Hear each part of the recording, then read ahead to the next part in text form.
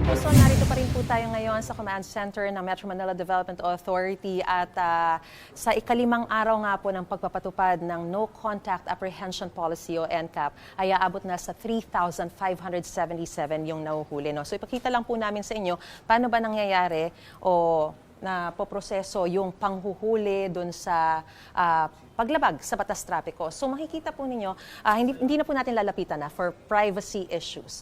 Pero doon sa pinakaunang row po sa may harapan, sila po yung mga tauhan na nagmo-monitor doon sa mga lumalabag sa mga batas trapiko manually.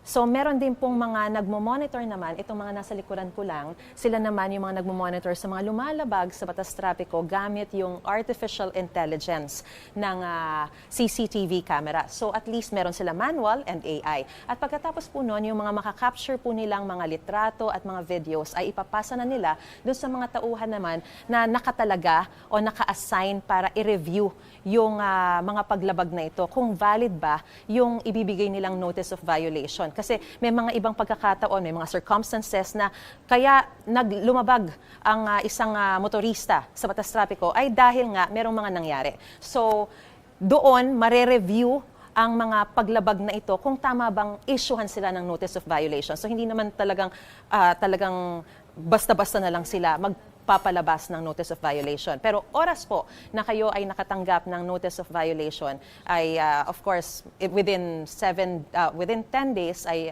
7 days ay matatanggap niyo po 'yan. Pero sinasabi nga po sa atin ng MMDA ay in the future magkakaroon daw po sila ng app para mas mabilis na matatanggap yung violation.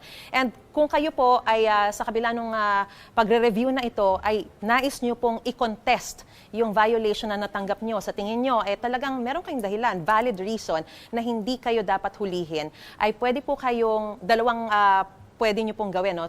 Pwede po kayong pumunta dito sa MMDA, physical na office para mag-contest or magreklamo sa kanilang Traffic Adjudication Division. O di kaya ay pumunta kayo sa MMDA page, hindi na kailangang physical na pumunta dito. Puntahan niyo po yung MMDA page, puntahan niyo po yung QR code doon, iscan niyo po at may lalabas na Google form. Ito po, yung online filing of contest on traffic apprehension.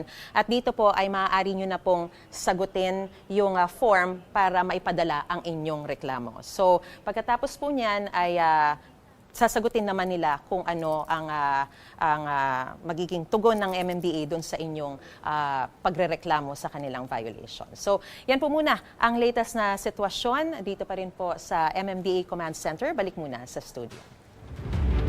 Gusto mo bang mauna sa mga balita? Mag-subscribe na sa GMA Integrated News sa YouTube at tumutok sa unang balita.